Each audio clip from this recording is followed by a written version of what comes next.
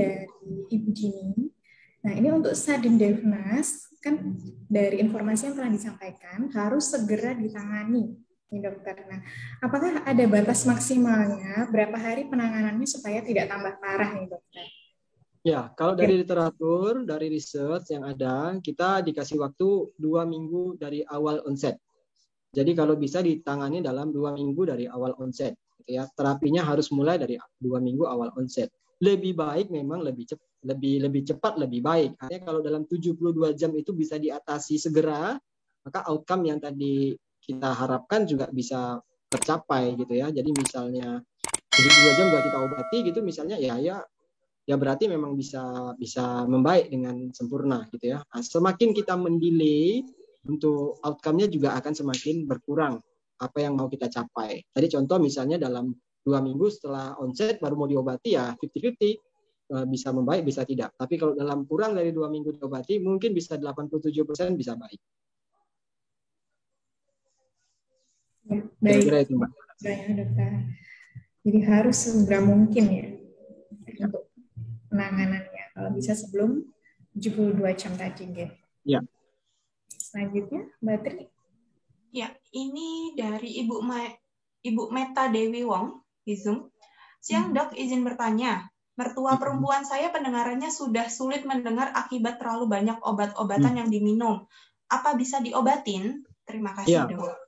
Penggunaan beberapa obat itu juga bisa menyebabkan gangguan dengar. Tipenya tipe sensori neural. Jadi ada beberapa obat yang digunakan dalam jangka waktu panjang itu menyebabkan ototoksik.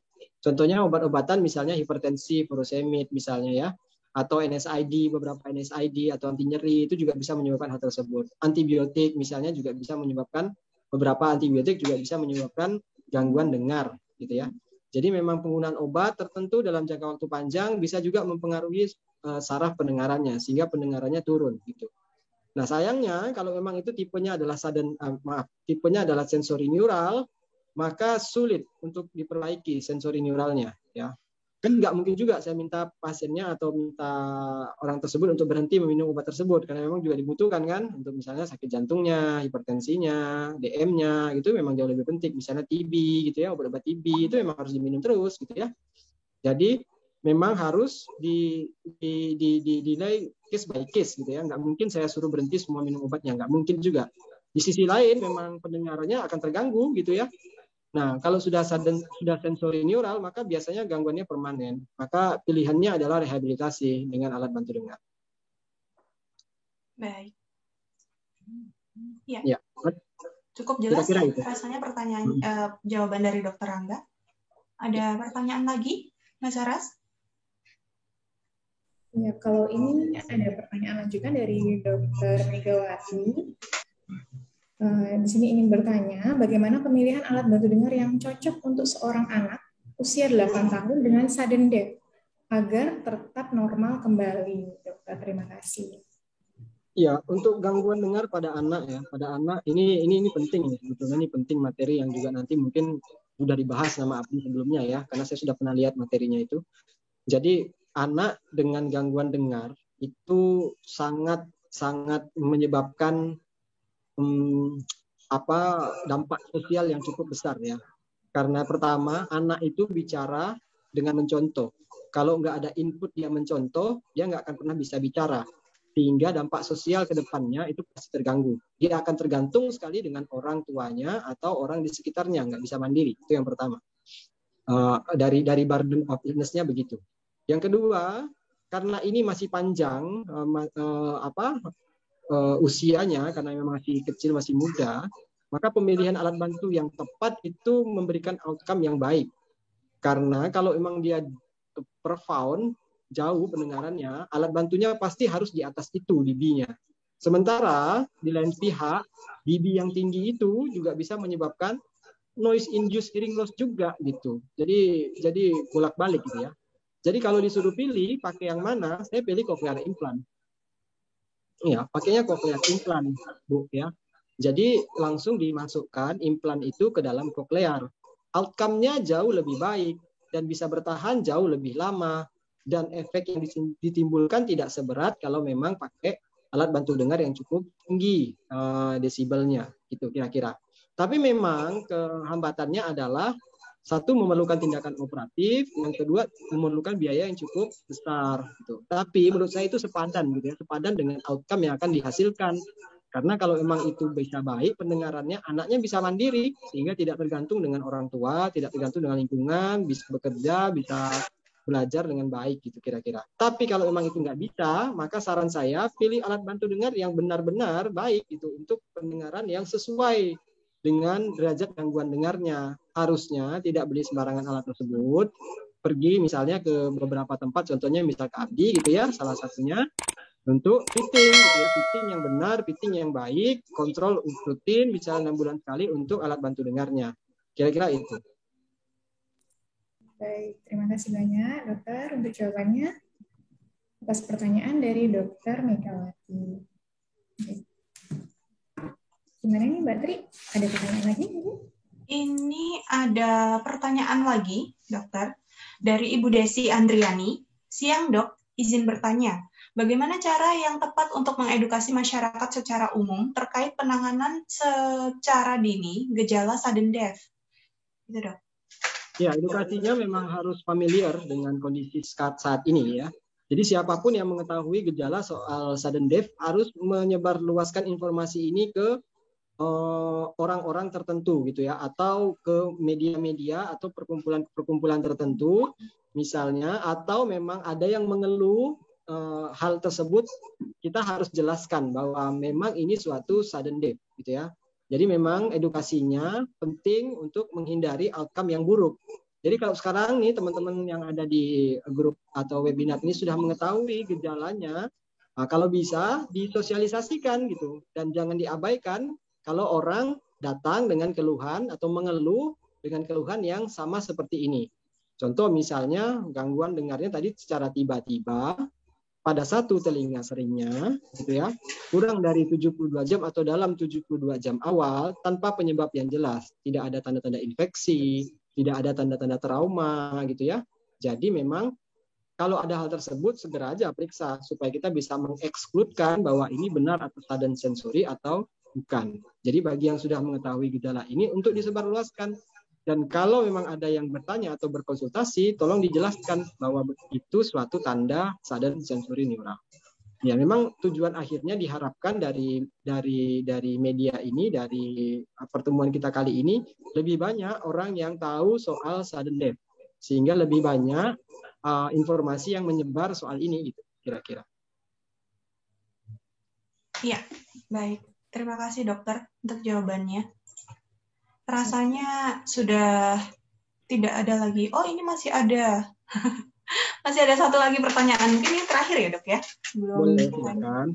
Siang, dok. Izin bertanya, ada kasus setelah kemoterapi laring-faring 1 kali, yang bersangkutan mengalami opname selama 1 minggu karena kondisi tubuh seperti kejang. Kemudian mengalami gangguan pendengarannya. Setelah 2 bulan disarankan bagian THT untuk tes audiometri dan coba alat bantu dengar. Namun, tes audiometri tersebut tidak dapat dilakukan karena yang bersangkutan tidak kooperatif. Tidak mengerti perintah, maksudnya. Apa yang harus dilakukan kelanjutannya? Ya, pilihannya mungkin dengan BERA atau ASSR. Ya, dengan BERA atau ASSR.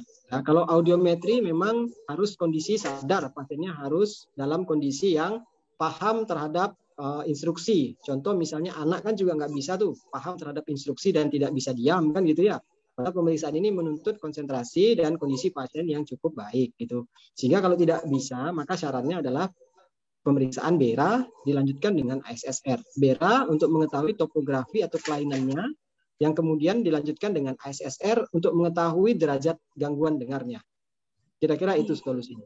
Ya, berarti kalau pemeriksaan BERA ataupun ASSR ini tidak bergantung pada usia ya dok ya? Walaupun orang dewasa kalau orangnya tidak kooperatif dan tidak paham instruksi, apakah bisa dilakukan BERA ASSR dokter? Bisa.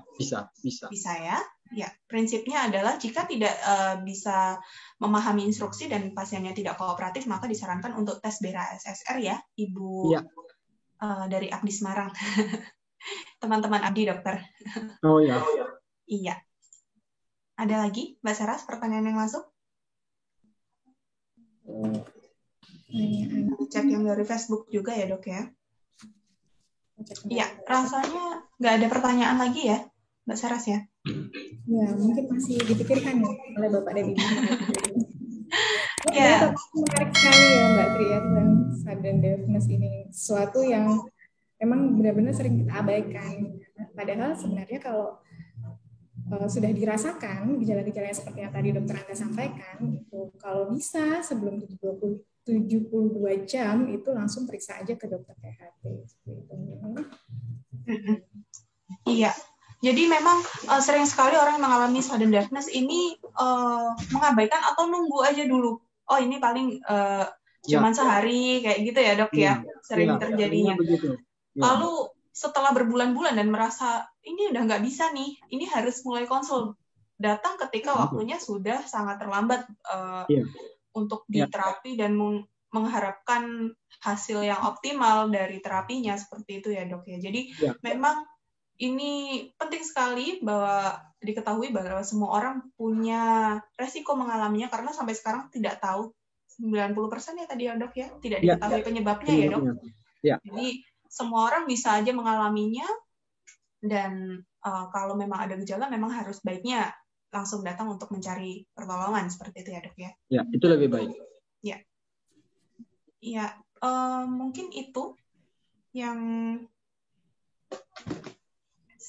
ending dari sesi seminar hari ini. Menarik sekali, banyak sekali pengetahuan yang kita dapat ya, Dokter Angga. Terima kasih sekali.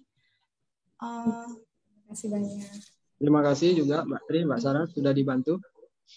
Dan Abdi, terima kasih sudah memfasilitasi untuk acara ini.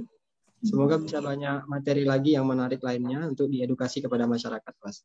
Amin, amin. Oh iya, satu hal penting tadi ya dok ya, kalau memang terjadi sudden death dan tidak dapat ditolong dengan terapi oleh dokter dan memang membutuhkan alat bantu dengar, penting untuk diketahui bahwa carilah alat bantu dengar yang baik. Benar ya dok ya? Betul, jangan asal beli gitu ya, kadang-kadang tinggal beli aja, tinggal pasang, nggak enak lah, nggak nyaman nanti ya. Iya, jangan sampai tujuannya supaya bisa mendengar lagi malah nantinya beresiko memperparah pendengarannya ya dok ya. Iya, betul. Malah bikin noise induce nanti. Ya, itu. Itu ya Bapak Ibu ya. Mungkin akan saya tutup. Terima kasih Bapak Ibu sudah lebih dari 1 jam kita bersama. Mungkin kalau ada pertanyaan yang masih terpendam, nanti di sesi seminar berikutnya bisa disampaikan. Kami terima kasih atas waktu dan partisipasinya di online seminar Abdi hari ini. Jika Bapak dan Ibu ingin melihat kembali video online seminar kami hari ini, Bapak dan Ibu dapat melihatnya di channel YouTube Pusat Alat Bantu Dengar Indonesia. Dan jika Bapak dan Ibu membutuhkan informasi yang berhubungan dengan pendengaran dan alat bantu dengar, dapat menghubungi customer service kami atau dapat langsung datang ke cabang Abdi terdekat di kota Bapak dan Ibu. Iya. Bapak Ibu tidak perlu khawatir untuk berkunjung ke Abdi karena kami selalu menerapkan protokol kesehatan sesuai anjuran pemerintah. Sekali lagi terima kasih kami ucapkan atas partisipasinya. Mohon maaf bila ada kekurangan. Saya Tri Kusumaningsih. Dan saya Mei Fitri Adi Sarasati. Tidak lupa juga bersama Dr. Angga beserta seluruh kru yang bertugas undur diri dan sampai jumpa lagi di Abdi On Air selanjutnya. Iya. Assalamualaikum warahmatullahi wabarakatuh. Assalamualaikum warahmatullahi wabarakatuh. Terima kasih. Mbak Saras ada yang terlewat, mohon maaf, kita belum sesi foto bersama. Oh, iya. Mungkin Bapak Ibu mohon maaf bisa diaktifkan videonya, jadi kita foto bareng dulu untuk dokumentasi. Boleh. Ini ada 3 layar. Nanti di hitungan saya mungkin bisa dinyalakan dulu ya. Posenya bebas. Bisa diaktifkan dulu videonya, Bapak dan Ibu.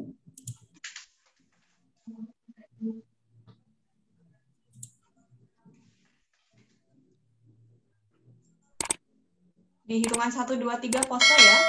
Pose aja. Saya akan hitung sampai 3 kali karena ini ada 3 layar. Nggak tahu nanti tercapture-nya di layar yang mana.